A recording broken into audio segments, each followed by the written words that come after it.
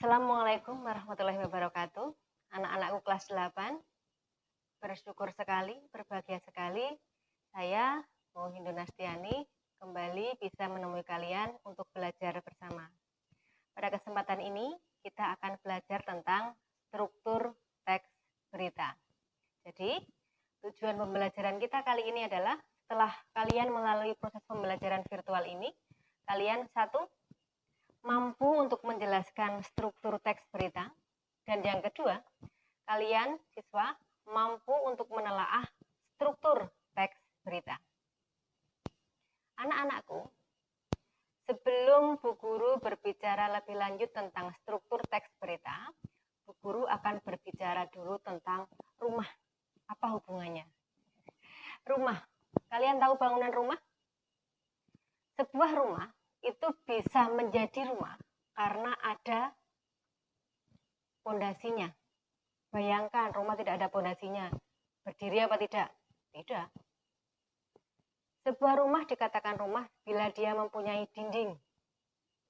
Ada bangunan yang tidak ada dindingnya? Ada. Tapi itu tidak bisa disebut dengan rumah. Bagian yang lain, rumah itu harus memiliki atap. Ya. Sebuah bangunan tidak ada atap, bukan rumah. Nah, isi-isi dari bangunan itu disebut unsur-unsur bangunan rumah.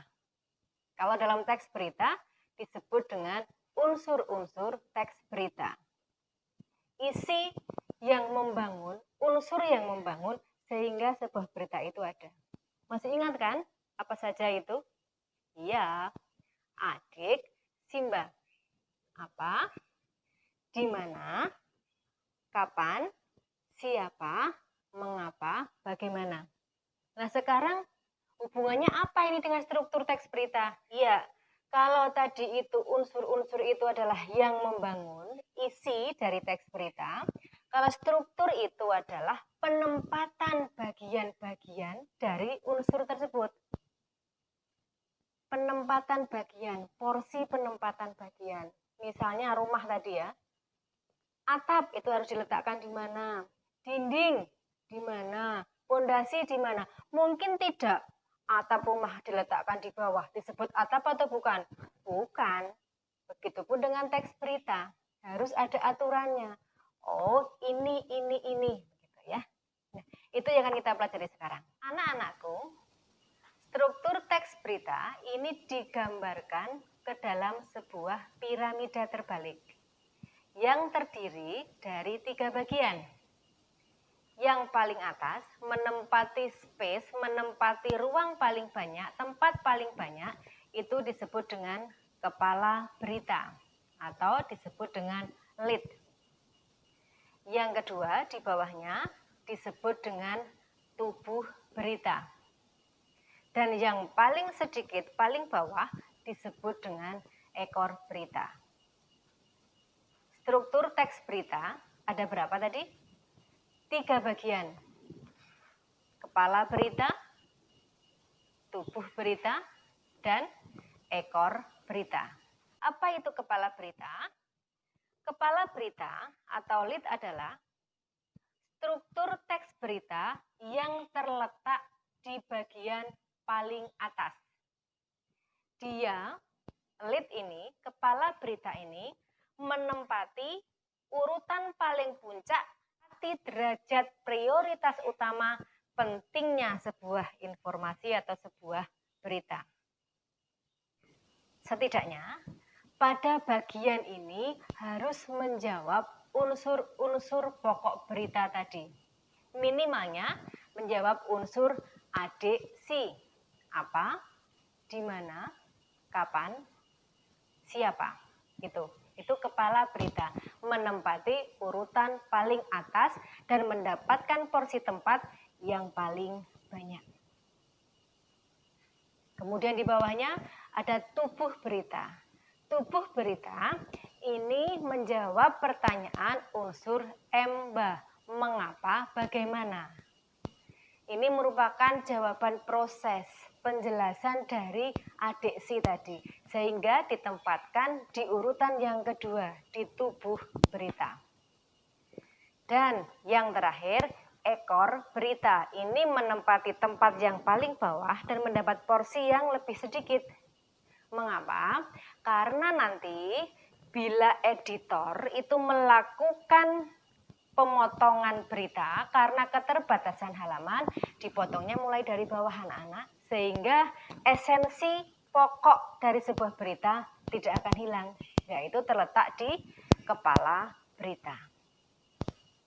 Bisa dipahami? Ya, sekali lagi jadi kita simpulkan, struktur teks berita ada berapa? 3. 1. Kepala berita atau disebut dengan lead, ya. Yang kedua, tubuh berita. Dan yang ketiga, ekor berita. Apakah ini bisa dibalik-balik? Tidak. Kalau kemarin unsur berita bisa. Misalnya dimulai dari informasi kapan dulu, unsur kapan. Dimulai dari unsur bagaimana dulu, boleh. Tetapi kalau struktur, tidak. Paling atas harus kepala berita, kemudian di bawahnya tubuh berita, dan yang ketiga ekor berita. Masa ada kepala di bawah? Tidak kan? Tidak. Oke. Untuk berikutnya, kita akan latihan menentukan, kita akan latihan menelaah sebuah teks berita, kita akan menelaah struktur teks berita tersebut. Ya. Sekali lagi, untuk sekarang kita akan latihan untuk menelaah struktur teks sebuah berita. Jadi akan Bu Indun tampilkan sebuah teks berita, nanti akan kita telaah bersama-sama. Silahkan kalian cermati, kalian baca teks beritanya ya.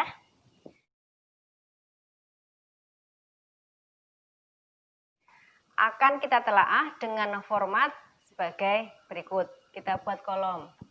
Terlebih dahulu kita tulis judul beritanya. Kita tempatkan di paling atas. Judul kita tempatkan di paling atas. Berita ini Bu Guru ambil dari wartajateng.id ya anak-anak ya. Nah, hasil telaahnya demikian. Teks berita yang kita baca terdiri dari berapa paragraf? Ada berapa? Ada 6. Nah, dari 6 itu akan kita tentukan mana yang termasuk kepala berita, mana yang termasuk tubuh berita, dan mana yang termasuk ekor berita. Setelah kita pahami anak-anak, ternyata kepala berita itu ada di paragraf 1 sampai 2. Kok tahu?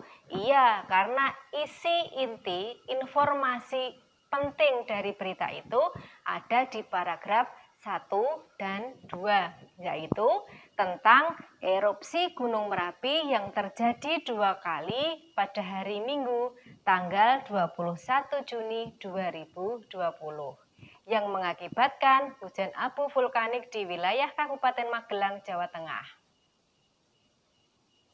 Itu ya. Itu kepala berita, paragraf 1 sampai 2. Sekarang bagian tubuh berita, ada di paragraf berapa? Setelah kita cermati, ada di paragraf 3 sampai 5. Mengapa itu masuk ke tubuh berita?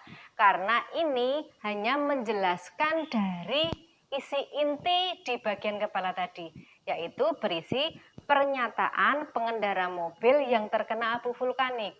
Ini memberi penjelasan pada bagian kepala tadi. Dan yang kedua, berisi rilis BPPTKG Yogyakarta mengenai erupsi Gunung Merapi. Dan yang terakhir, bagian ekor berita ada di paragraf berapa? Paragraf 6, paragraf terakhir sendiri. Iya, karena di sini berisi penjelasan sebaran hujan abu vulkanik erupsi Gunung Merapi pada Minggu 21 Juni 2020 yang di bagian kepala sudah dibahas. Ini hanya mengulang, makanya disebut dengan ekor berita. Paham anak-anakku? Nah, untuk berikutnya sekarang kalian akan Bu Guru beri tugas untuk menelaah sebuah teks berita yang berjudul Update COVID-19 di Jateng Senin 20 Juli 3.161 dirawat, dan 3.553 sembuh. Ini Bu Guru ambil dari wartajateng.id juga. Nanti silahkan kalian telaah, kalian tulis di buku tugas dengan format seperti yang sudah kita contohkan tadi ya. Lebih lanjut bisa kalian lihat di menu tugas kelas di Google Classroom.